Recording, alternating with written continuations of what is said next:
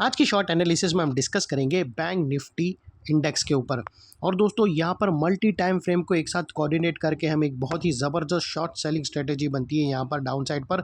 और इसमें कोई भी फ्रेंड्स हमारी बाय सेल होल्ड रिकमेंडेशन बिल्कुल भी नहीं है। ये प्योरली एजुकेशन पर्पज से मैं अपना पॉइंट ऑफ व्यू आप लोगों के सामने शेयर कर रहा हूँ। कोई भी पोजीशन लेने से पहले अपने फाइनेंशियल एडवाइज़र को ज़रूर कंसर्न कर लेना।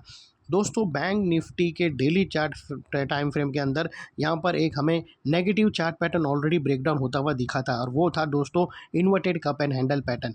वहाँ पर दोस्तों डेली टाइम फ्रेम के अंदर बैंक निफ्टी इंडेक्स के अंदर inverted cup and handle pattern breakdown हुई। ब्रेकडाउन होने के बाद इंडेक्स काफ़ी हद तक डाउन साइड गया, और फिर यहाँ पर एक बाउंस आया, और वो बाउंस दोस्तों वापस फिर से वो नेकलाइन की तरफ गया। और वो जो नेकलाइन थी वहाँ पर स्टॉक इंडेक्स ने एक बहुत बड़ा ज़बरदस्त रिजेक्शन फेस किया। तो यहाँ पर अगर आप देखो तो दोस्तों हमें यहाँ पर एक यहाँ पर अगर आप देखो तो जो हायर टाइम फ्रेम के जो स्ट्रक्चर बने हैं उसके ट्रेंड के अकॉर्डिंग यहाँ पर हम हमारा point of view down side short selling की तरफ रखेंगे। और ये जो अपसाइड बाउंस आई है दोस्तों वो एक हायर टाइम फ्रेम को रिटेस्ट करने गई थी। तो यहाँ पर अगर आप देखो तो ये जो बाउंस आया है वो नेकलाइन पे एक रिजेक्शन फेस करके फिजल आउट हुआ है। और वो जो बाउंस आया यानी लोअर टाइम फ्रेम का बाउंस और हायर टाइम फ्रेम का नेगेटिव स्ट्रक्चर ने रिजेक्शन फेस करना और उसको नेगेटिव कैंडलस्टिक पैटर्न के थ्रू ब्रेकडाउन करना, तो वो हमें एक अपॉर्चुनिटी देता है यहाँ पर एक शॉर्ट सेलिंग इनिशिएट करने का। और यहाँ पर अगर आप देखो तो इंडेक्स से कुछ दिन तक दूर रहना दोस्तों बाई साइड वाले लोग के लिए खास बोल रहा हूँ, क्योंकि यहाँ पर कोई लोअर टाइम फ्रेम के अंदर दोस्तों स्ट्रक्चर ब्रेकडाउन हो रहा है जो एक करेक्शन ला सकता है डाउन साइड की तरफ, जिसके ऊपर आज हम की फोकस करेंगे।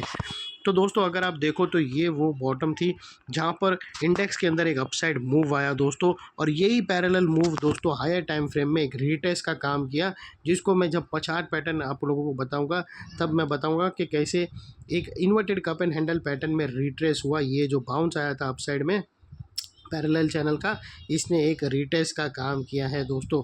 और ये जो बाउंस था जब तक स्टॉक ये बाउंस के इंडेक्स जब तक ये बाउंस के पैरेलल चैनल के अंदर था, यहाँ पर कुछ कंटिन्यू हायर हाइज ट्रिगर होते गए दोस्तों। अगर आप देखो तो फर्स्ट हायर हाइज यहाँ ट्रिगर हुआ, second higher highs, third higher highs यहाँ पर। और जैसे ये upper sloping parallel channel down side में ब्रेकडाउन हुई दोस्तों, फर्स्ट टाइम दोस्तों इसके जो बाउंस के बाद जो हायर हाइज बने वो लोअर लोज में थ्रेट हो गए क्लोजिंग बेसिस पे, जो हमें कंफर्म करता है कि यहाँ पर लोअर टाइम फ्रेम में जो एक अपसाइड मूव, यहाँ पर अगर आप देखो तो दो टाइम फ्रेम अलग कहानी बोल रहे थे पिछले 2 दिन पहले के। अगर पिछले 2 दिन पहले अगर आप देखो तो डेली टाइम फ्रेम के अंदर नेगेटिव चार्ट स्ट्रक्चर बोल रहा था मैं नीचे जाऊँगा, और 15 मिनट का टाइम फ्रेम बोल रहा था कि मैं ऊपर जाऊँगा।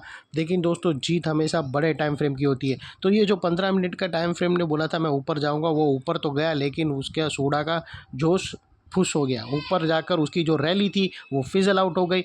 और दोस्तों वो फिजल आउट का कारण था डेली टाइम फ्रेम के बड़ा नेगेटिव स्ट्रक्चर बैठा था, जिसके नेकलाइन ने एक रिजेक्शन का काम किया।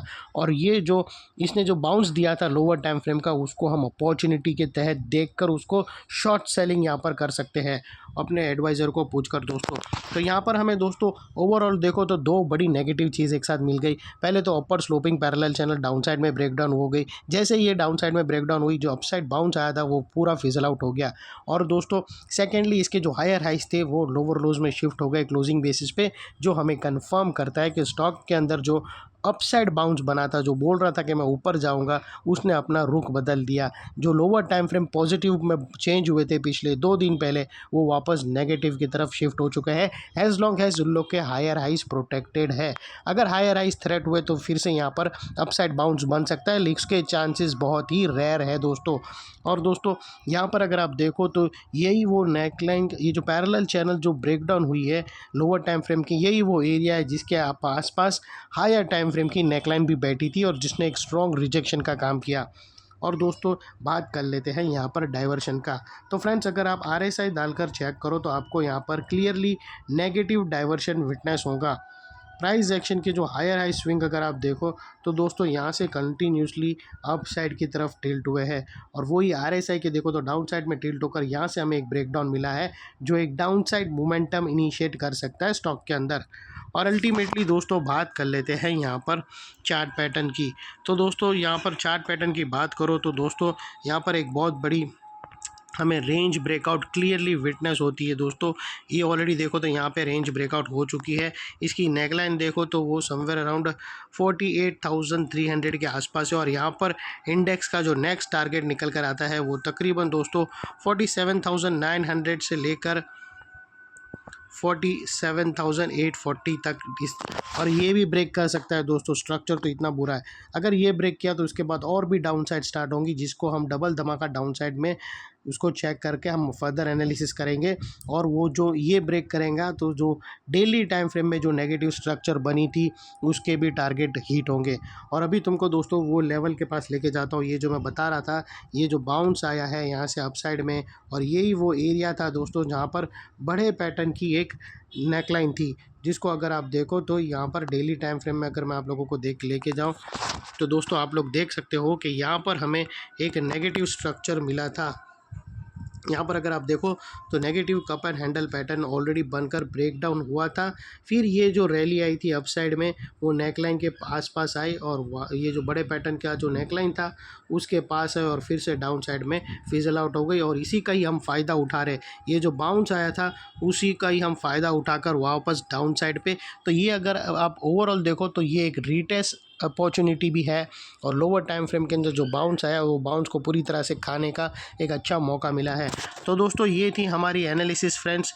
मल्टीपल टाइम फ्रेम को कोऑर्डिनेट करके हमने लोअर टाइम फ्रेम में एक अच्छी शॉर्ट सेलिंग अपॉर्चुनिटी बन रही है, जिसको मैंने, और दोस्तों इतनी डिटेल्स एनालिसिस दोस्तों एक मेंटरशिप देता है जो बहुत ही हैवी अमाउंट चार्ज करता है। वो सारी एनालिसिस दोस्तों हमारी चैनल पे आप लोगों को फ्री ऑफ कॉस्ट मिलती है। और अगर अभी भी आपने हमारी चैनल को सब्सक्राइब नहीं किया तो दोस्तों तुरंत ही सब्सक्राइब कर लेना। आपको अगर स्टॉक मार्केट में काम करते तो आपको हमारी चैनल डायरेक्टली इनडायरेक्टली बहुत ही काम आएंगी फ्रेंड्स। और हाँ दोस्तों, अगर किसी को शॉर्ट टर्म एनालिसिस के लिए, मुझे बहुत सारी रिक्वेस्ट आ रही थी शॉर्ट टर्म एनालिसिस के लिए या फिर इंट्राडे या स्विंग पोजीशन के लिए, तो इसके लिए दोस्तों हमने ऑलरेडी एक सेपरेट मेंबर्स बना के रखे हैं, और जो उसको रेगुलर बेसिस पे हम उसको व्यू देते हैं। रेगुलर बेसिस यानी वीकली 2 से 3 ट्रेड ऐसे आते जो हम उसका पोजीशन लेते हैं, और उसके आज अगर देखो तो उसका फर्स्ट टारगेट भी हमारा हिट हो चुका है, और सेकंड पोजीशन भी हमने इनिशिएट करी है। तो अगर किसी को ज्वाइन करना हो तो वो मेंबरशिप ज्वाइन कर सकता है। वो उसका लिंक दोस्तों हमारी चैनल पे अगर आप ज्वाइन बटन पे क्लिक करोगे तो आपको वहाँ पर मिल जाएगा। वहाँ पर 2 मेंबरशिप है, एक गोल्डन मेंबरशिप है और एक इंट्राडे स्विंग अपॉर्चुनिटी। तो आपको अगर वो मेंबरशिप ज्वाइन करना हो और स्विंग के लिए, तो आपको इंट्रा स्विंग अपॉर्चुनिटी ज्वाइन करना होगा। ये थी हमारी एनालिसिस फ्रेंड्स। अच्छी लगे तो प्लीज़ चैनल को लाइक शेयर सब्सक्राइब ज़रूर करना। थैंक यू, जय हिंद, बाय।